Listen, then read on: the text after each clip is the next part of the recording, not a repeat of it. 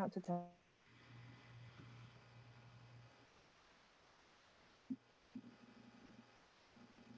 Hello.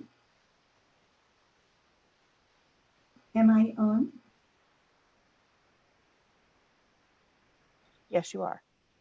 Thank you for tuning into Facebook Live to hear my story. My name is Estelle Glaser Laughlin, and I am a Holocaust survivor.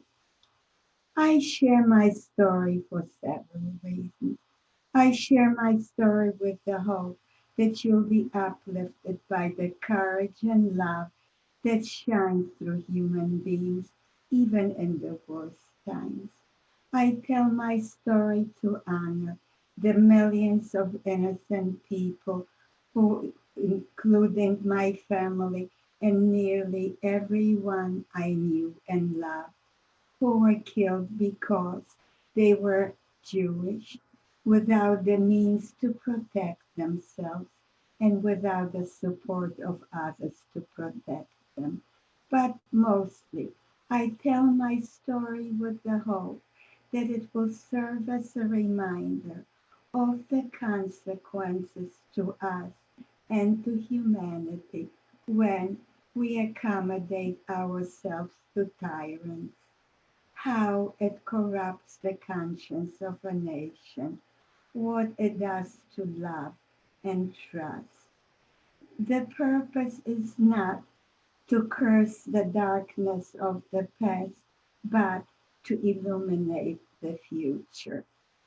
I will share with you glimpses of my experiences in the Warsaw Ghetto, events that led up to the Warsaw Ghetto Uprising, my experiences in Majdanek extermination camp and two other camps, liberation, and coming to the United States.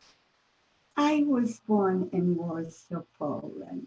Although there was anti Semitism before the war in Poland, still Warsaw was the center of my universe and glows in my selective memory in golden radiance of lilac trees against open blue skies, rich sounds of good neighbors, kindness, and trust and love.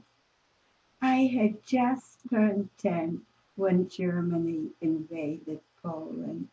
Immediately, my life changed beyond recognition.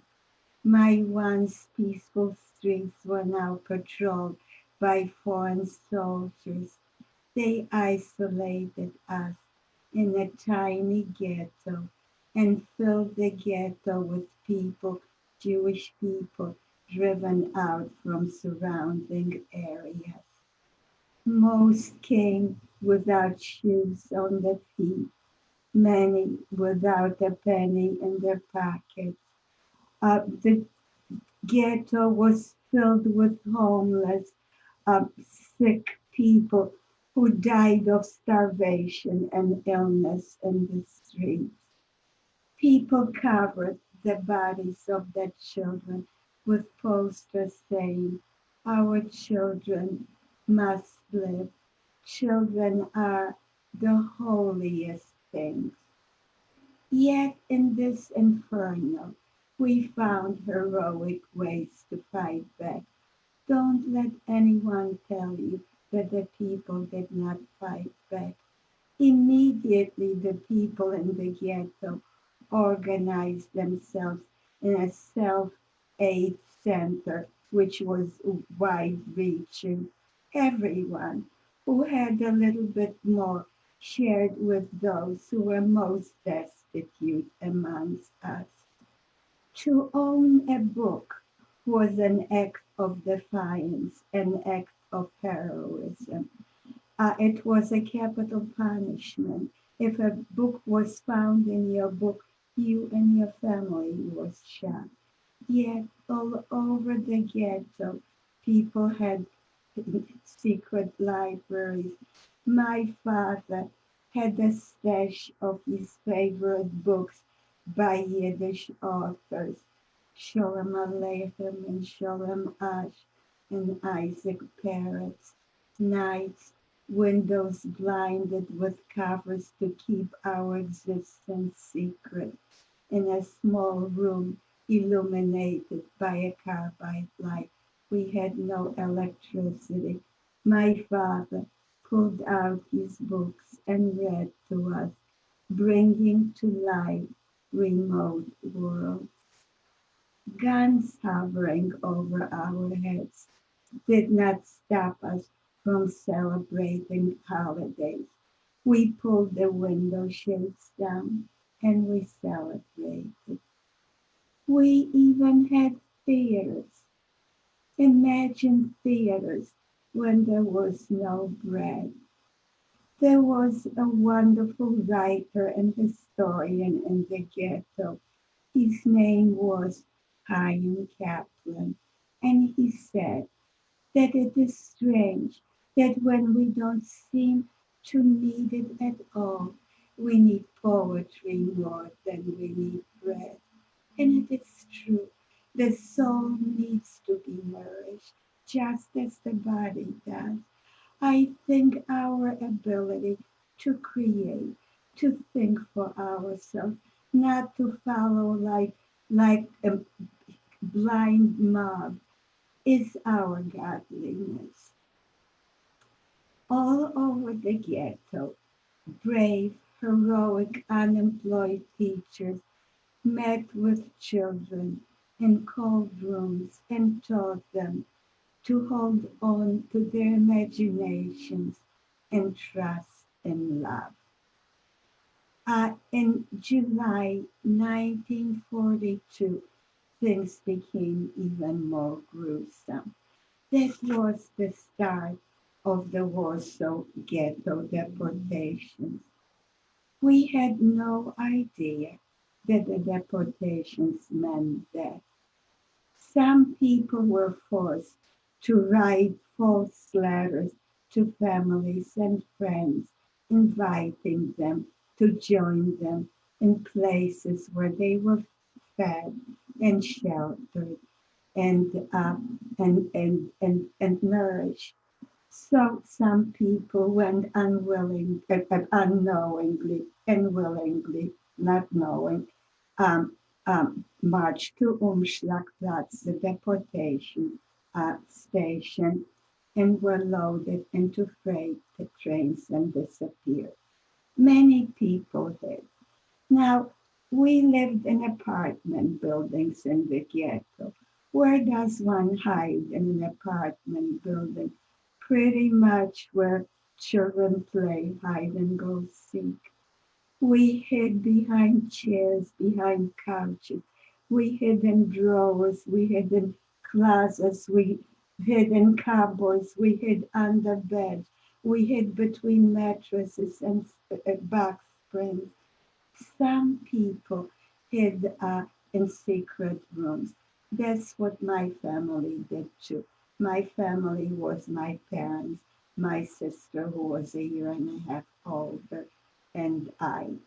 Uh, so everyone who lived in the same row of apartments in the building um, obscured, put a wardrobe in front of one door, pulled the door tight, and hid.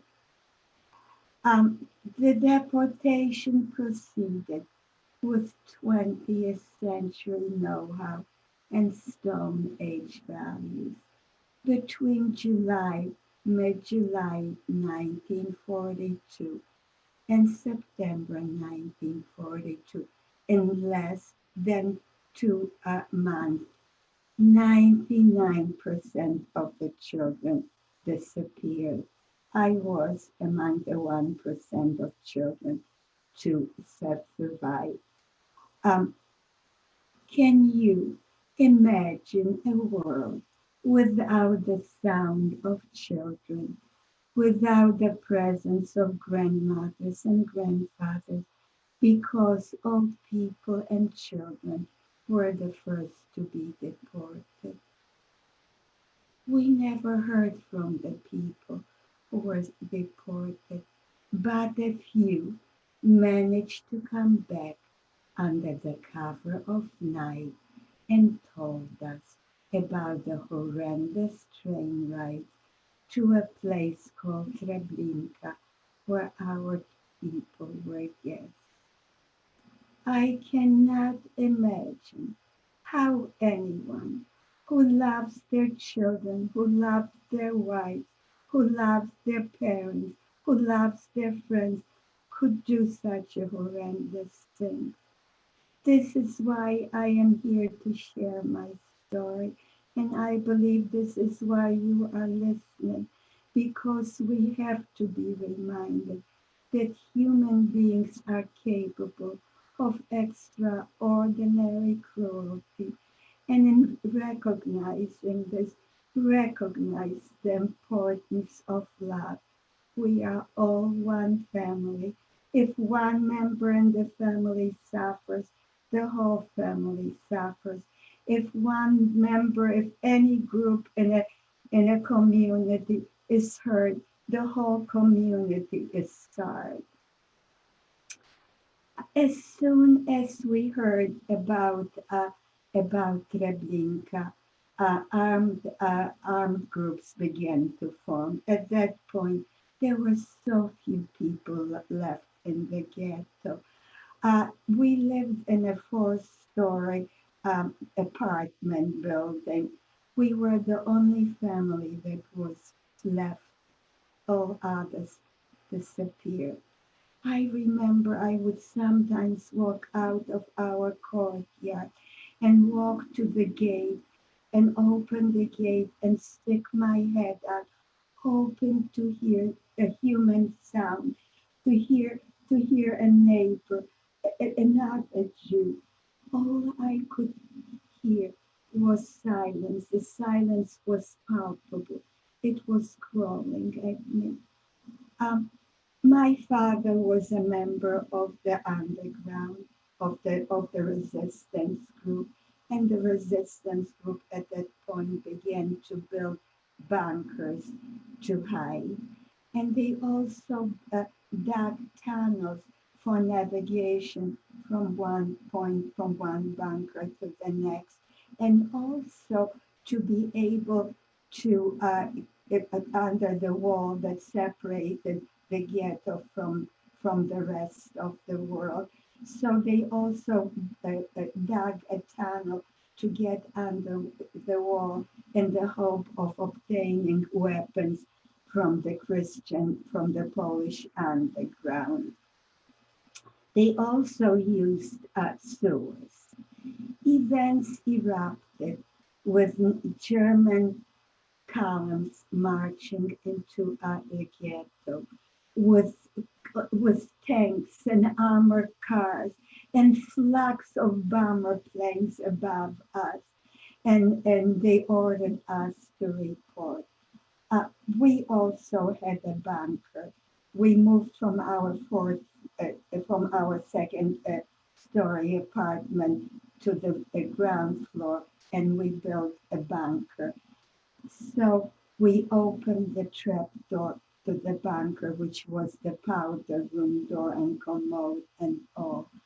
And we climbed down the flimsy step, pulled the trap door down. The damp walls closed in on me. The blinking of the carbide light was our substitute for the sun. The ticking of the clock was our only connection with the outside universe. It was the only clue that told us when morning was rising and sun was setting. How I missed the open horizon, the blue crispness of day, while we were in this netherworld. Um, Fighting broke out in the street.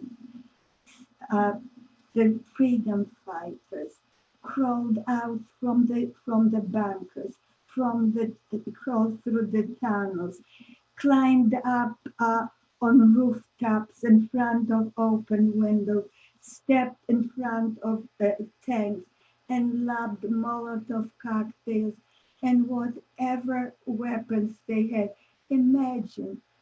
Facing a 20th century army, armed from head to toe, stood this band of poorly dressed, poorly clad, hungry fighters. It is remarkable that it took this handful of fighters longer. I think there were just a few hundred of them. I don't remember the number, but they were very few and very brave. It took that band of freedom fighters longer to fight the Nazis than it took for France or for Poland to capitulate. At some point, a grenade was thrown into our bunker, and we were inundated by a bunch of barbarians. They dragged us out into the streets and marched us to Umschlagplatz, a deportation depot. Buildings were crumbling to our feet. Flames, enormous tongues of flames, were licking the sky and painting it in otherworldly colors of iridescence. Billows of smoke, dead bodies and congealed blood all around us, bomber planes above us. They marched us to Umschlagplatz, and uh, we ended up in Majdanek uh, extermination camp, where the the thorns of electrified barbed wire fences marked the end of our horizon, where clear in sight was the crematoria with the chimney and the smoke and the stench of, human bodies. My father was guest in my Majdanek, my heroic, brave, kind, philanthropic, wonderful father was guest. My mother and sister, I was at that point 13 years old. My sister was 14 and a half. My survived being guest by a very odd coincidence. My sister's name appeared on the list. The assumption was that anyone who was listed on that sheet of paper was designated for the guest chamber. My mother, sister, and I had a pact that if one of us would be guest, all three of us would go. So the logical thing to do was for my mother and me trade places with two other women who were on the list who hoped to see another sunrise. As it turned out, the following day, my sister's name was called. The names of the two, when we assembled every day, twice a day, in a Platz that was a field where they tortured us and counted us. But anyway, that was the place where they called the names out. And so my sister, my mother, and I stepped out, absolutely sure that we were going to the crematorium, to the guest chambers. As it turned out, they loaded us onto freight trains, and the trains sped and took us to another concentration camp, also in Poland, Skarzysko. This was a slave labor camp. There was a small distinction between slave labor camps and extermination camps. An extermination camp was a killing factory. Uh, a labor camp, they worked you to death. And so we worked in an ammunition factory. Um, and so we were so isolated in this concentration camp. There too, the slave labor camp too was enclosed with an electrified barbed wire fence. There were towers with sentries every few feet. Uh, we were so isolated. It was impossible to believe. It was possible to imagine that only a few rabbit hops away from us, people sailed on silver lakes and children sat around dinner tables as children should.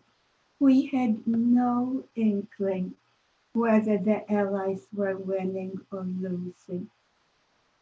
We might as well have been on another planet. Then America.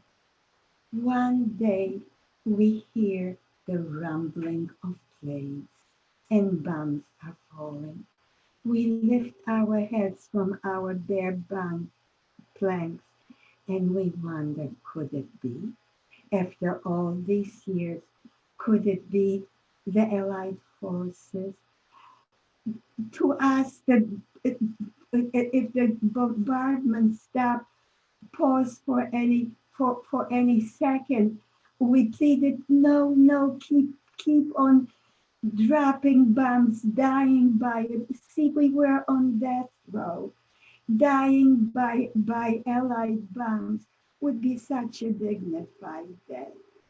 Well, we didn't die, at least not my mother, sister, and I. Many others did, unfortunately. In the morning, we were liberated. Now, that was January 1945. We were liberated by the Red Army. Uh, Poland is very cold. The ground was covered with snow and ice. All we had on was a loose cap and no underwear, no stockings, a wooden clogs, no scarves. We were so cold. We were covered with mange and scabs. Lice itch, and so we scratched, and our skin got infected, but we had no medication. So my limbs, my arms and legs, and my cheeks were completely covered with oozing scabs, and we are liberated. We cannot believe. We thought Messiah was here. We did not, and we were so frightened too, because we knew that this was the front line. What if the Nazis um, come back? And what we thought even that it was a ruse, which was so nonsensical, but we just couldn't believe it. And so we rushed out from the camp cautiously, gingerly, on this icy road, and the camp was surrounded by a no man's land. There was not a sound of life, and so we moved further and further until we began to hear tanks and voices of soldiers, and we hear the Russian soldiers. So we run to them and we say, oh, can you imagine how long we've been waiting for you? Oh, the gates of heaven opened up. They listened, lifted their hands, and they said, sorry, we still have a war to fight. And indeed they did. This was January 1945. The war was not over till May. They gave us a slab of bread. and told us to make sure that we find shelter before before nightfall because it still was war and there was a curfew. I don't know if I was more scared to be put in jail for breaking the curfew than dying of cold and starvation. So we shuffle out, looking frightful. Uh, we don't know where to turn. We are homeless. There's no home to come back to. Warsaw was the Warsaw Ghetto was burned to the ground. There was not one building left standing. We don't have a penny in our pockets. We are homeless.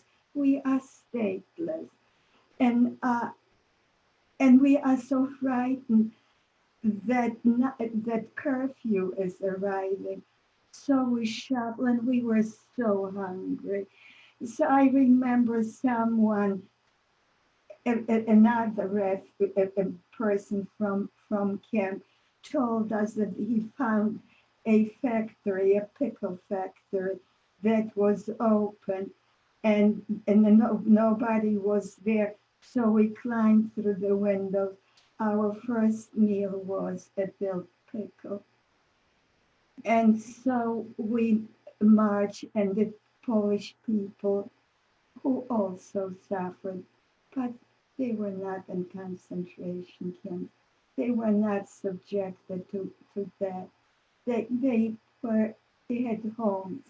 They were they didn't look starved, but I'm sure that many of them were.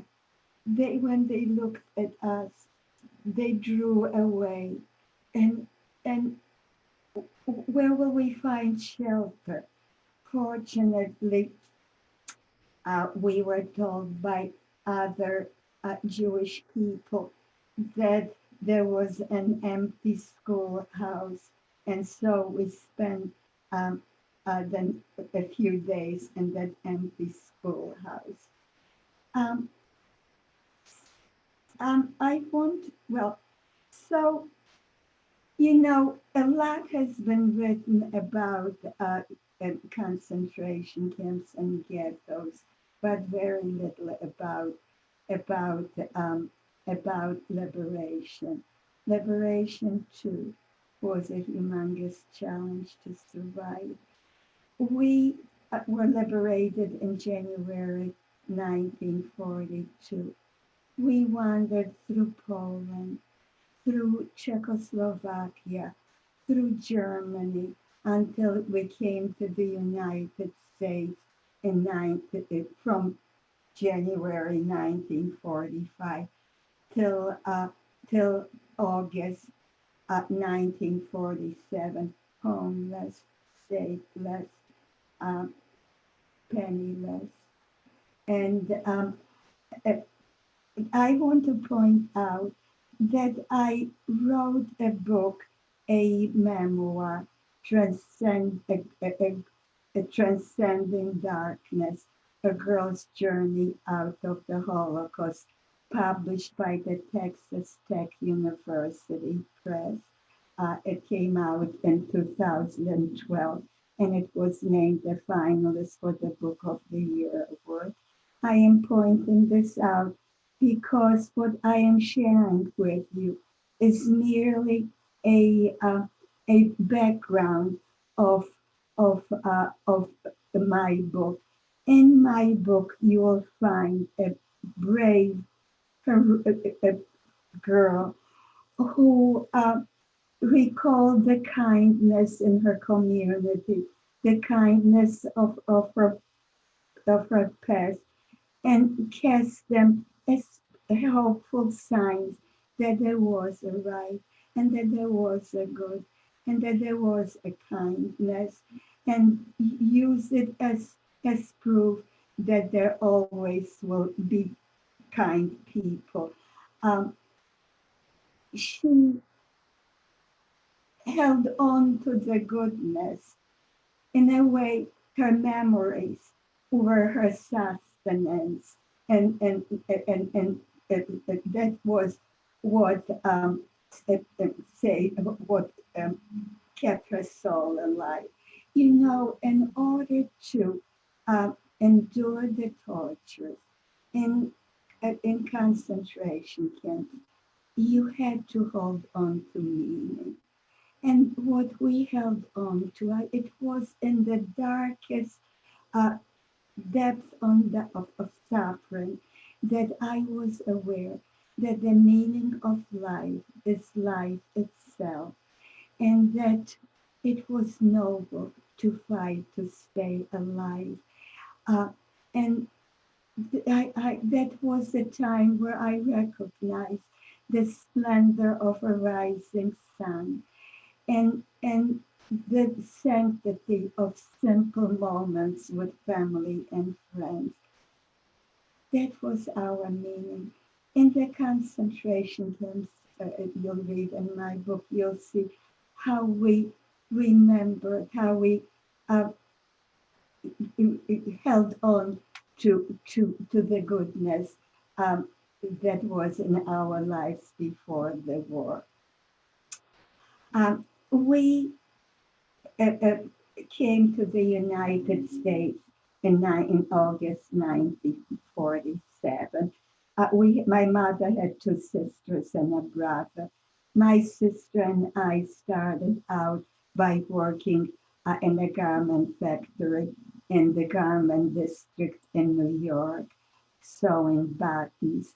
My sister and I eventually went to college. My sister had only 4 or 5 years of formal education and some tutoring in the ghetto. I had 3 years of formal education and tutoring in the ghetto. Eventually, my sister and I, with only that educational background, entered college. My sister became a professor of comparative literature and wrote a very important book.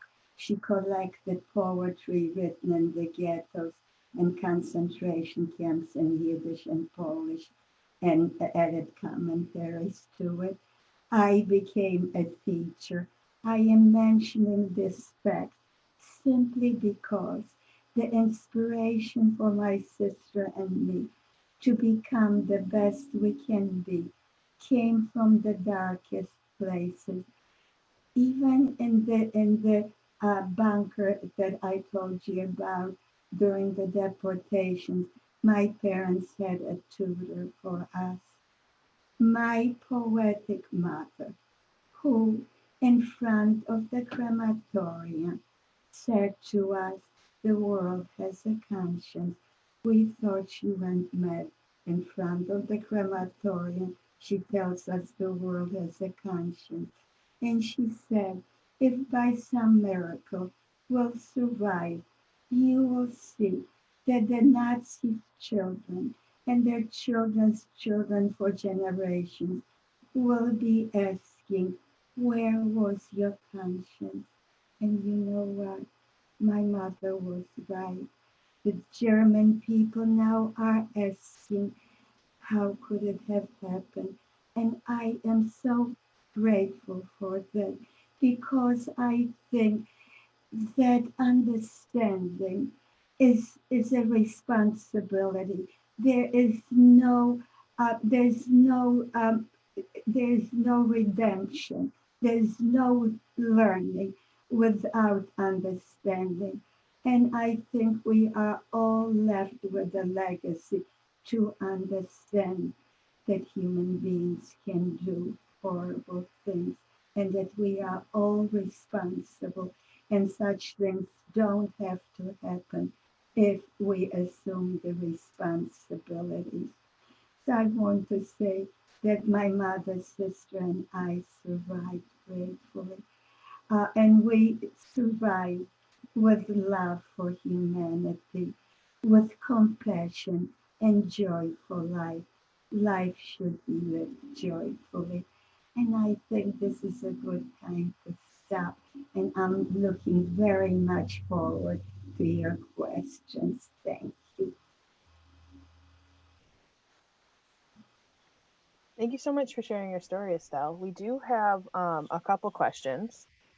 Um, the first one comes from Bianca, and she's asked, what year did you feel you were able to breathe and gain some amount of freedom, if ever? Um, at what point was did I feel free? Yes. The minute the gates were thrown open. Freedom has texture. I was freezing. I was hungry. I was cold. I was frightened. I was desperate. I was heartbroken because of the horrendous losses that I suffered. But I was free.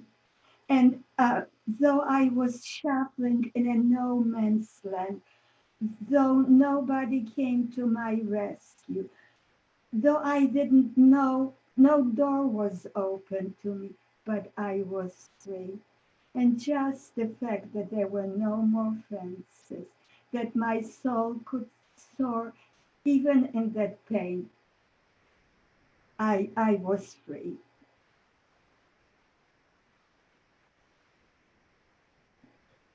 Okay, we've got another question from Courtney.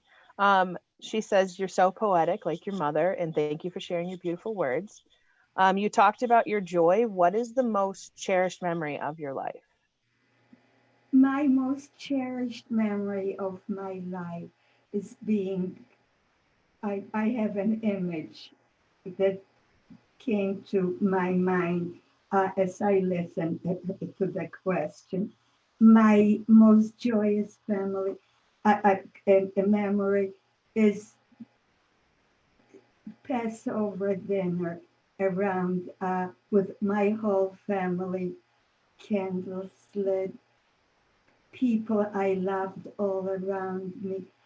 No worry about any human being daring to come into my house and say that I am greedy when they took everything out of my house, where they took precious lives of my house. So a contrast, the most precious, the most joyous memory is sounds of neighbors, is sounds of family, is laughter, is when my heart did not, that wasn't burdened with fear. So every moment was joyous. And I am feel at this moment joyful too because I see hope and I appreciate the fact that people are listening and that people are caring because the world today too needs healing. The world today too depends on the few righteous people to heal the world. Thank you. One more. How are you doing during quarantine? I am doing fine. And the reason why I do fine is probably the same reason why I survived the Holocaust with an open heart. I'm curious. I believe in love. I believe in human unity. I have another book that is coming out this July, and it's called Hannah. I forgot to tell you. This book is a novel, and it takes place in also in Warsaw during the Holocaust. But it's about a girl who escapes from the ghetto, is smuggled out to the Christian side or to the other side of the wall, and she is passing as not herself, but as a Christian. And so it is what it means. It is her experience uh, as feeling like an imposter. And above all, it is about the righteous people who are hiding her, and about other righteous people who who are helping her. And to me, it is very important because I feel that there's so much unhappiness and cruelty, and so many people are suffering unjustly. And so it is important for me to remember that each one of us has has a chance to help, and that there are righteous people, and that there are um, and this is why I wrote this book. And in the book, I think that in my memoir, I write about a very special righteous person, because when people today say to me, I am only one person, what can I do? It's bigger than I am. So I tell them my story about when we were liberated. And I said the ground was covered with snow and ice. And we were, my mother, sister, and I hopped a freight train to go to another town, hoping, where we knew we had family before, hoping to find a cousin there. And so we arrive at the train station. Night is falling and it's curfew. And we step out in the street, and we are so afraid that that will be put to jail for breaking curfew. And a bunch of young hooligans with dogs, young kids with dogs and pebbles, were throwing pebbles at us. And we were so afraid of dogs. I was, because it reminded me of the German shepherds in the camp. And they were chasing us. And I was looking at the sky. I said, my God, how can the moon hang in the sky? When such horrible things are happening. And we walk down the darkening street, and a door opens, and an old woman steps out, dressed in black, blacker than the night itself, with a toothless grin, raises her arms, and she yelled at the young kids, and she lectured them, and she opened the doors to us. And I described how this one woman, how she made the difference. So none of us is really helpless. It takes courage to stand up to bullies, and to let your voice be heard. Sorry for such a lengthy um, answer. That's perfectly fine. It was a great answer. Margaret has asked, what age group did you teach and what subjects? I was a sixth grade teacher, and I loved teaching, and it was such a wonderful vicarious experience for me to be a child, to, in a way, to identify, to hear the children, and I learned so much from them. So I taught sixth grade, and then I was a reading specialist and was responsible for the language arts program in the school. It's amazing. We've got one more question, it looks like. And Courtney's asked, can you tell us more about your faith and how was it changed after the war? My family was not a religious family. I'm not a religious person, but I am a very spiritual person. I identify with all living things. Um, so But in the camp, there were some people, and in the ghettos, who did hold on to religion. To them, religion was the only connection with love, with goodness, with the sanctity of life. Uh, I, my, as I said, I'm not religious, but I am very spiritual, and I think both have a place in our society.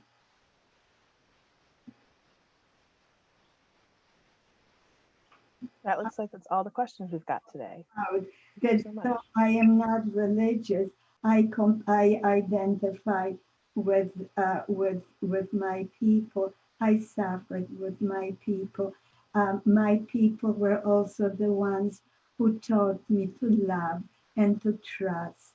Um, the phoenix does rise from the ashes.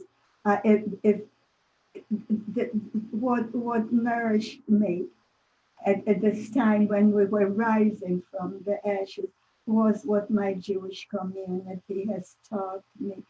Uh, though my father was a humanist, he was not a religious person. He read the Bible a lot.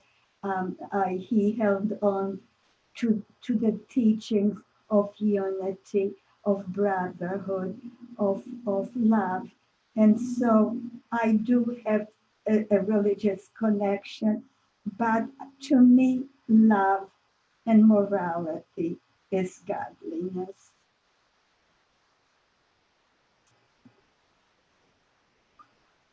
Thank you so much, Estelle. That's all the questions we've got right now. Thank you. Thank you so much for tuning in. Join us here next Wednesday, July 1 at 10 a.m. to hear Holocaust survivor Dov Bors share his story. Please keep an eye on Illinois Holocaust Museum's Facebook and other social media accounts where we will post a stream of content through the weeks ahead. Thank you so much for supporting us during these extraordinary times. Thank you and have a wonderful day.